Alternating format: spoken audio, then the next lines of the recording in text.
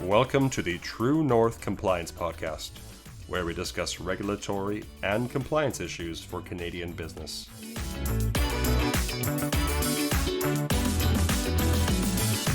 Hello, I'm Sean O'Hara, and thanks for listening. Joining me today is Cale Grieve. Cale was born and raised in Campbell River, and he's been a licensed realtor since 2018. Before that, he was up north in the oil sands. He's with RE/MAX Camosun, a top producing agent, and he's received several MLS awards, putting him in the top 20% of real estate agents in Greater Victoria. He's part of several local networking groups, including 100 Men Who Care, Oddfellows, the Reinvestors, and Go Big to Give Big. Cale is also a certified advanced open water diver. He likes working out at local gyms and yoga studios, and he likes to travel. He has been to 21 countries so far, with more on his list, I would assume. Thanks for joining us today, Cale. So how and why did you get into real estate? Yeah, thank you very much for having me, Sean. It's nice to be here. So basically, I had some family in the business and real estate. I'd come from working in the Alberta oil sands and was up there for about 8 years, pretty much fresh out of high school. And you realize pretty quickly that you don't have much of a social life when you're gone 2/3 of the year. So I just knew I wanted to be home every night and sleeping in my own bed. You can't really put a price on that. They pay you pretty well to be away, but being home every night is something you just can't put a price on. I was just naturally steered into the direction of real estate, and my family's up island in Campbell River, where I'm from, about 3 hours north of Victoria. And she said, go write your real estate exam. So decided to try it out, ended up falling in love with it, essentially. I do it passionately every single day of the week, happily, and wouldn't change it for the world. I guess you could say it was family that steered me in the direction of real estate to get me out of the direction of the oil sands in northern Alberta. You've been a licensed agent since 2018. And how have you seen regulations changed even in those 5 years that you've been in this industry? Yeah, it's a good question. I mean, the regulations are always changing and adjusting and becoming more and more strict and stringent. And, for example, when I got licensed in 2018, they were just rolling out the banning of limited dual agency, which was essentially, one agent could represent the buyer and the seller on a single transaction of real estate. And that was a thing that just existed in the industry. And once I got licensed, it was essentially abolished. So I got licensed, they rolled that new legislation in, and that's all I've really known. But a lot of long-standing agents who used to double end deals left and right, no problem, and would earn twice as much on every deal, were not so happy about that. But, they rolled in that change to protect the consumer. That buyer and seller only would get partial representation previously, whereas with that ban taking place, now each buyer and seller gets individual representation and full representation. So, that legislation changed for the better of the consumer and the public, for sure. And ever since then, it's just, we've continually gotten more paperwork and fine-tuning the process to be, to disclose more and to be just clear with exactly the service it is that we're providing to the clients and the consumer. So it's changed quite often, quite consistently, but I think, in my opinion, for the better in the end. Have you had any issues explaining that or what's the perception among your clients, your buyers or sellers, when you have to explain the rules and the requirements? Yeah, it's good. I think it's overall well received. I think it's all about how you present it. And, it's just presented in such a way, where the fiduciary duties are disclosed up front, the privacy notice and consent form is disclosed up front. And that just, when you're taking these people's personal information and you're embarking on a working relationship with one another, and these things are made very clear up front regarding managing expectations and just explaining why we're doing the things we're doing. It's usually received pretty well for the most part. I've never had a bad experience, to be quite honest. So I think once they understand it's all for the betterment of the client and it's in their best interest, they're happy to hear that. It's more paperwork for us on our end, but it's better for the consumer in the end. And once they realize that, I think it's pretty well received. I guess if they objected, then that would be a reason to file a suspicious transaction report. Yes, FinTrack, eat that one up. Yeah, that's neat. So do you see these regulations, you think they're going to be increasing, leveling off, or any thoughts on that? Yeah. I don't think they'll be leveling off. I don't think they'll be decreasing. I think there's only one way that the regulations go, and that's similar to the direction of our real estate market, and that's up. They're just going to keep piling on, keep climbing upward in the elevated trajectory, and it's not less paperwork, it's more. They're always improving and expanding and adding all this new verbiage and learning off case studies to just be better moving forward. It's all about just ironing out the wrinkles and figuring out how we can be better every day, at least from the regulatory standpoint, is what it seems, right? We used to have 1-page documents for each of those 2 disclosure forms I mentioned when we start a working relationship. And now those are both 2-page documents. So it's just about making sure we're covering all of our bases. And that's just a small example. Our contracts get updated on a regular basis. It would seem almost annually, if not semi-annually. I had a colleague call me the other day and he's just like, is your web forms giving you the last year's version of the contract or this year's version? And it was good for me, but he was having some technical difficulties. But the point is, it's even our main stacks of contracts and paperwork are constantly getting upgraded and improved as time goes on. So I think just the regulation as a whole is sort of tailored and paired with that. So it just keeps getting more and more densified as time goes on. And I imagine it'll stay that way. How's that affecting you personally? It's not bad. It's a little bit of a pain. We get these new documents and we got to update everything and, relearn it and, this and that. It seems like a bit of a pain up front at first, but you get used to it very quickly and then it just becomes the new normal. It's, it's just a few extra things that you have to adjust and get used to. But once you do, it's not a lot, right? It's just little changes here and there, a few extra initials on this page and a few extra disclosures to make on this document, and it's not a whole lot. So it's we're quick to adjust. It forces you to be organized, doesn't it? It sure does. Yeah, you have to have all your ducks in a row. People have questions around these documents and you got to explain them and you have to know what it is that you're presenting to them. So it certainly keeps us sharp. Great. What are some of the tools that you use? Well, we have web forms, we have DocuSign, we have preloaded transaction templates and kits. So when we're doing certain types of deals, whether it be a buyer purchasing a freehold or a buyer purchasing a strata, or a seller selling freehold or a seller selling a strata, we have one of 4 templates to select from, which have all these forms in them. They're updated as the forms are updated, which is very helpful. And all of our boilerplate information is preloaded into there, so it makes presenting and filling out these documents very user friendly at the end of the day, because we just got to fill in the current information, the client's name, the date, certain property information, all that good stuff. But all the stuff that's never going to change, like our brokerage address, our brokerage name, my name, my information, all my designations and whatnot, those are all preloaded and stay the same in the web forms transaction kit. So that's one very helpful tool. And then there's DocuSign and AuthentiSign and things like that just make life easy as far as getting those papers approved by the client. Good. And the brokerage keeps that all organized for you? That's up to us. We submit all the documents to the brokerage, so it's up to us to have all the paperwork completed, organized, and filled out, and then we ultimately submit it to the brokerage on the back end.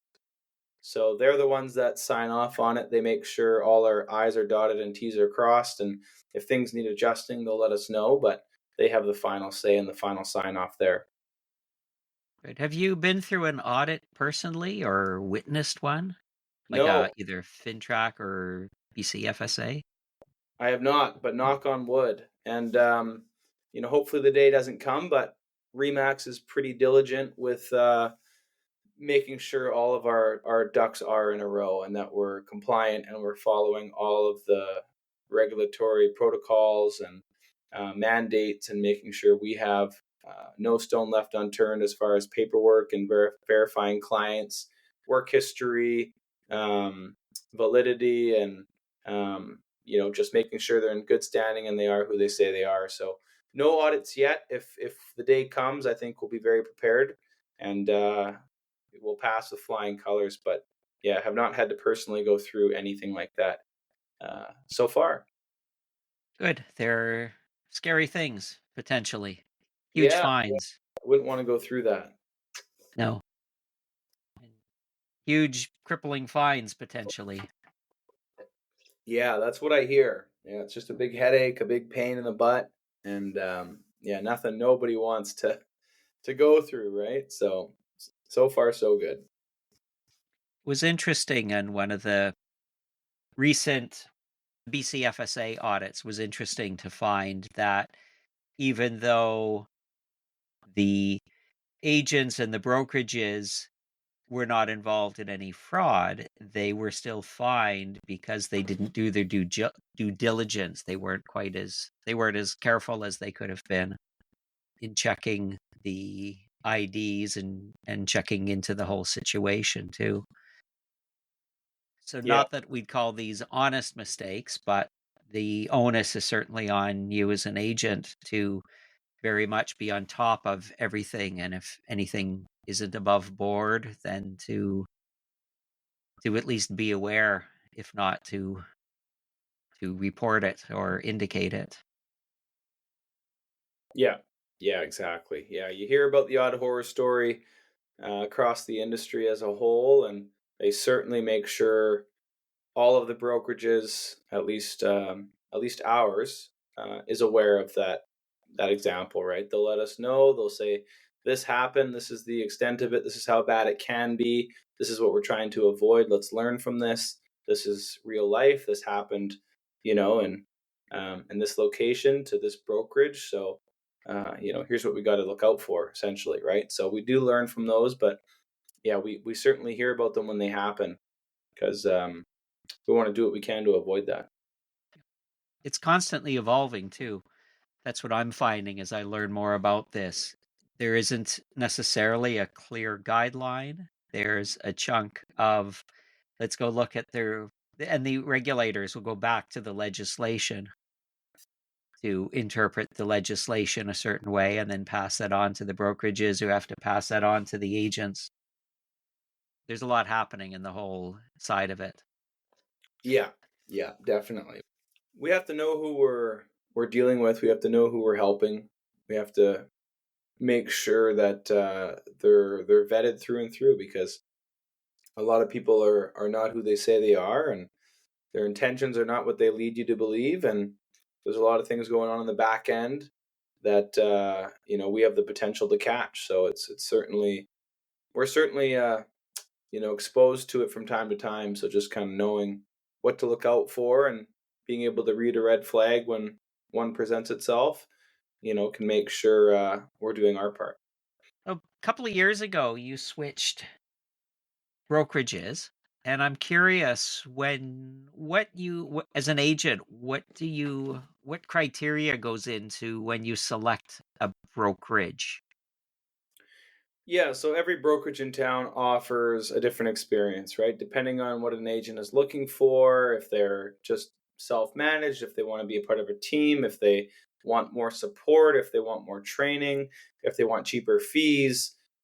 all of these things you have to take into account when selecting a brokerage because they are so vastly different one from the next. But for me, I left Sutton, which was 100% commission brokerage. You kept everything you made. You had very low monthly fees, but the training and the support was basically non-existent. You have a meeting once every month or two if you're lucky. There was also not a lot of camaraderie in the office. You go into the office there was maybe one person in the whole building. It had a very stagnant atmosphere as far as comparing it to a place like Remax, for example. Going over to Remax, that office is completely buzzing. There's 4 receptionists working. The office is full on 2 levels, full of high producing, high volume agents that are just very driven and motivated. And it's the atmosphere in that place that was one of the main factors why I switched to Remax. I also knew quite a few agents over there. A lot of us, higher producing agents will typically get around 5 to 25% of their annual business from other agents. At Sutton, I was getting no business from other agents for reasons that I mentioned.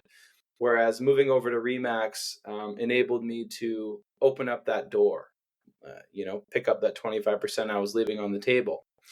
Agents, while we're all sort of competing with one another at the end of the day, there's times where you'll be away or they'll be away and you need somebody on the ground or you need somebody to open a door or to show some properties to some clients, and whatever the case may be, it's important to have those in-house relationships so you can help one another when the time arises. So having those relationships, brings in a few more deals every year. And, that was another large part of why I switched to Remax.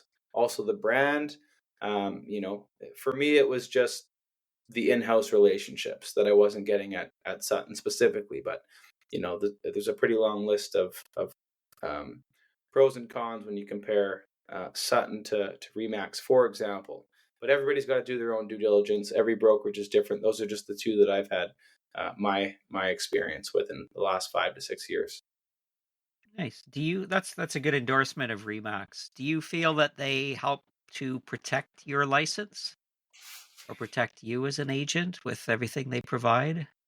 Yeah, absolutely. So on the flip side of what Sutton was offering with a meeting every 1 to 2 months, at Remax, we have meetings every week. Every Wednesday, we hear from our managing brokers. We have a feature presenter. We also hear from an insurance representative. We hear from a broker, and we hear from a lawyer. So we hear from all areas of expertise within our industry every single week. So we're getting the latest updates. We're getting the latest news. We're hearing the latest things that have occurred that are in their spheres, and we are just essentially as sharp as one can be with that much training and education so consistently every single week. It's very, very nice, and it makes a huge difference. So they basically shape us and set us up for success, which in essence is protecting us. We know more, we're more confident, we're more knowledgeable, we're able to better serve those who we're working with. And, that's just going to ultimately protect us at the end of the day, as opposed to, maybe not knowing what's going on because you're not getting updates so frequently. So yeah, they certainly put in the time. You get what you pay for. It costs an extra 50 grand a year to be at Remax, but you get what you pay for at the end of the day. So it's a major team of support.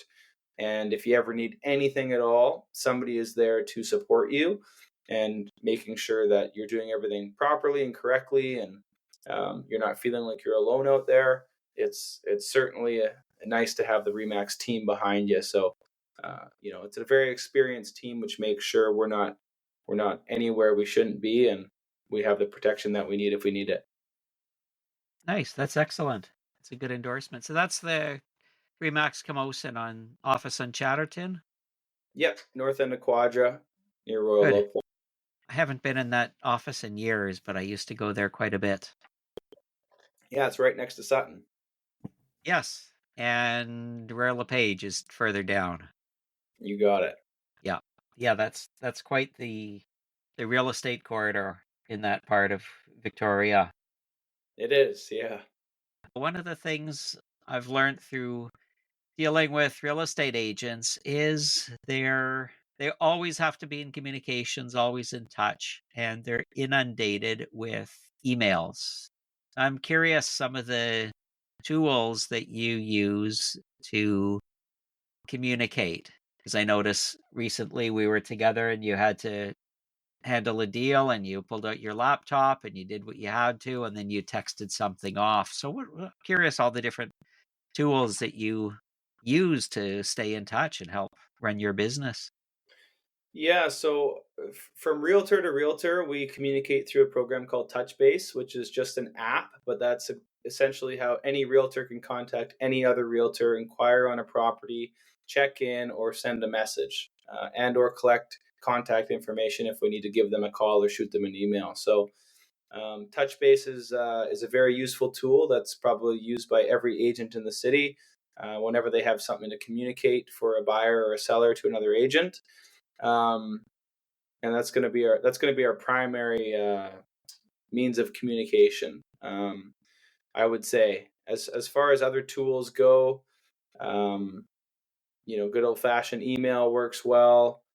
The DocuSign, as I mentioned previously, is a very handy tool, whether it be DocuSign or AuthentiSign. That just means anybody can sign anything electronically at any time. It's very useful. It saves people from having to drive all the way across town to get one missing initial like they did back in the 50s and the 60s. So technology is definitely here to serve us in the 21st century, which we're all very grateful for. Neat. And it'll only probably increase, ideally. The technology, the demands on your time, but even the ability to manage it all. I think so too. Yeah. Yeah. It's been really great. Couldn't I've imagine. heard stories. Yeah, I've heard stories from realtors who've done this a long time that carried around dimes. They didn't even have pagers. They would phone the office to get messages and then phone back a few minutes later. Yeah. Seems insane compared to what we've got now. Crazy times, eh? Yeah. But then in 20 years, you'll be looking back and seeing, hey, remember when we had to use all of this and do all of that? I think you're absolutely right about that. Yeah, we'll just be communicating telepathically by then. That'll make contracts quite a bit different too, won't it? It will, yeah. And suspicious transaction reports. Yeah, There'll be no negotiating. that's right. So this has been fun. And I always like to wrap up by asking if there's a charity or a nonprofit or anything similar that you want to support and give a plug to. Absolutely. I'm glad that you asked. I was hoping to touch on this. So, as you're aware, I support a local organization here in Victoria called the Victoria Women's Transition House. And what that is, it's a safe haven for mothers and their children who are fleeing abusive relationships. So this place gives them a place to stay. It gives them counseling and support after school and after work. It gives them prepaid grocery cards so they can go out and buy themselves food, and gives them everything they need while they get themselves back on their feet. So it's a very near and dear organization to my heart. I'm able to donate over 5 figures every year to this organization based on the amount of people that I'm able to help in real estate. I personally donate 500 from every deal that I do into what I call a happiness account. And that's just a separate account. At the end of the year, it gets donated to a local charity. The nice thing about the happiness account is you don't have to just use it on one thing. Like it's there all year. So if I have somebody who's looking to get some money for a GoFundMe, or there's just, you want to pay for somebody's meal that's behind you in a drive-through, or, you want to hand out food to the homeless, or what have you, anything that brings you happiness as far as donating can come out of this account. So primarily it goes to the transition house, but it's not specifically for just that. We were just at the Visions Gala, and we I donated 5,000 to the Victoria Hospitals Foundation for just raising money for new technology in the hospital. We raised $2.5 million that night, and with a group of 600 people, by the way. It was incredible. But with regards to that organization, it's near and dear to my heart, just because of my mother raising my sister and I on her own, um, yeah, at a young age. So I feel, I have an opportunity in this business where the more people I help in real estate, the more mothers in need I can help, just like mine. And that's explained to everybody that I work with as well. You're making a difference right here in the community, and um, when we're able to work together, we're able to give back together, and it's a very fulfilling gesture, knowing that you're making a difference out there. And I think people like to be a part of something like that as well. The bigger we go, the more we can give, and that's been something I've implemented in my business over the last couple of years. But it makes a big difference. So I'm glad that you gave me a chance to speak about that. It's a great organization, and hopefully you guys want to support it as well. Great, thanks. So for anybody who's interested, how can they reach that organization? Yeah, I would say just the Victoria Women's Transition House online. They have a website. You can also reach out to me directly if you want to be contacted with the team there specifically. I work with them obviously pretty closely, so happy to connect anybody with them as well if they're looking to connect. Nice. And that happiness account, that's excellent. That's commendable. So you take a percent or a flat fee from each of your sales and move money into there, and then use that to pay to do donations and the things that make you happy by helping others. That's really neat.